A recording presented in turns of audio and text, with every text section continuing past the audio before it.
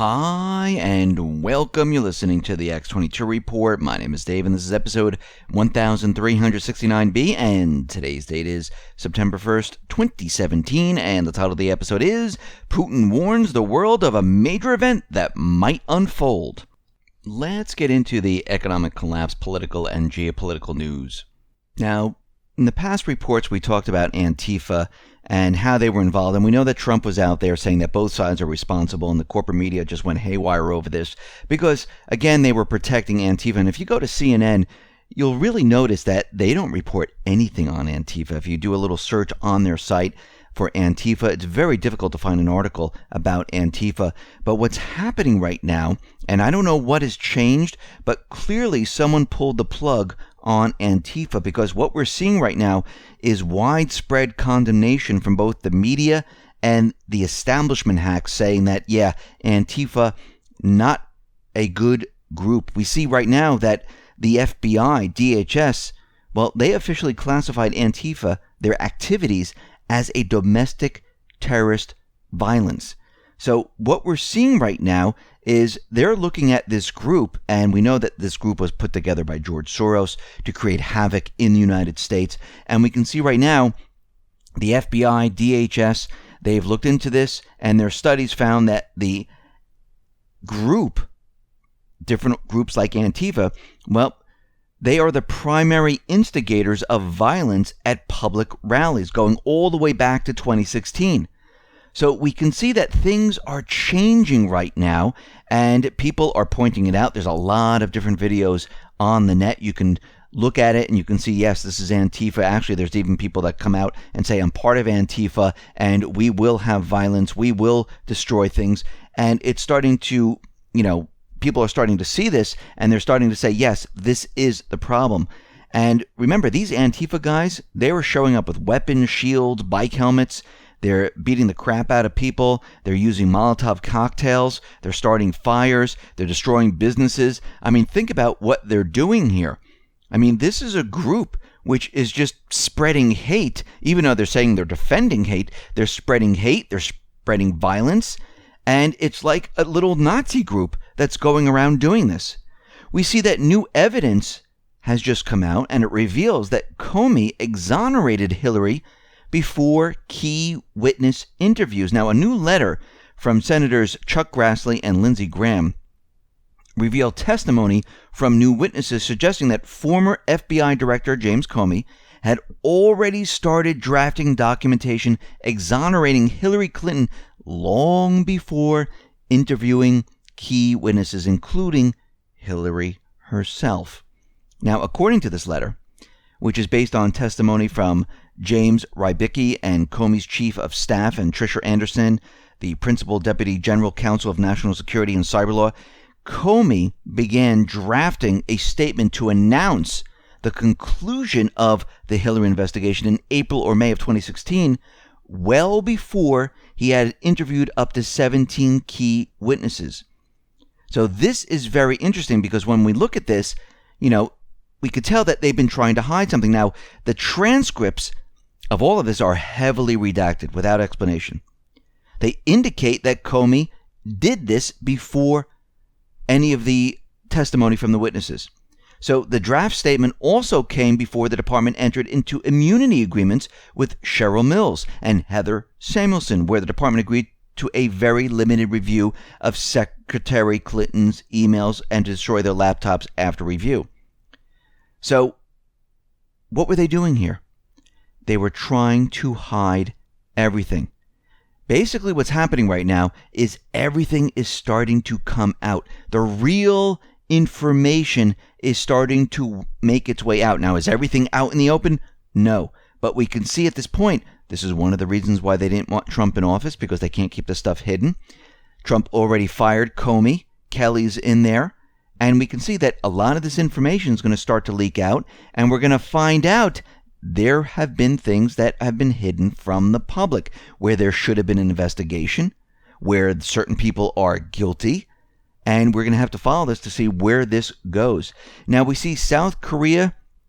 Well, it looks like they are completely ruling out bringing back U.S. nukes after North Korea launch their missiles. They're saying we're not going to be redeploying U.S. nuclear weapons in response to the recent North Korea missile launch. And we have to go back in time a little bit. Remember that back in 91, the nuclear weapons, they were removed from the country, and this was part of Seoul's denuclearization agreement with North Korea. And right now they're saying they're not bringing it back whatsoever. Putin is out there, and he is saying, and he's warning the world, that if both sides, the United States and North Korea, if they don't speak to each other, well, we're going to have a problem. Basically, he warned that the two sides are balancing on the verge of a large-scale conflict, adding that any efforts to pressure North to end its nuclear program would prove futile, and that the only tenable solution to the standoff would be a dialogue with preconditions. Now, Russia and China, they already have a de-escalation plan, and they want both sides to come together. They want both sides to freeze everything, because if we do not freeze what is happening right now, an event will occur. Now, what's very interesting about this is that Martin Armstrong, with his cycle analysis, predicted that there could be an event happening this fall. And Putin is out there saying, listen, and he knows how the United States works. He knows, I shouldn't say the United States, I should say the cabal. He knows how they work. He knows that they will try to set something up to make it look like North Korea is doing something. North Korea is not going to fire a missile at Japan, at Guam, at South Korea. They're just not going to do it. I don't care what anyone says, because they understand and they realize if they go ahead and do this, first of all, they're only going to have one missile to shoot. I mean, how many do you think they have in production? They can't even get them to fire and stay in the air without exploding. Yes, they might have had some successful launches where they exploded before they hit the water, but they got the distance. But they really don't have an operational missile right now. What they're trying to get to is an operational missile, and they've been trying for many, many years, but they're just not there yet. So if they actually fired a missile, this is pretty much the only one they have. And what's going to happen at this point is that the United States, they're going to let North Korea have everything they have. They're just going to fire everything. Maybe not a nuclear weapon, but it would be a complete and utter disaster. North Korea would not be able to defend against any of it. So this would be absolutely ridiculous.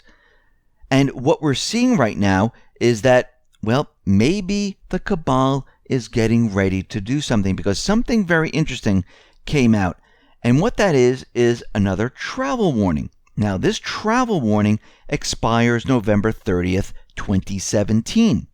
And it warns American citizens that be on the lookout for terrorists in Europe when visiting popular tourist sites and other soft targets such as restaurants, airports, hotels that have become favorite targets for attacks. The warning also spreads to different countries.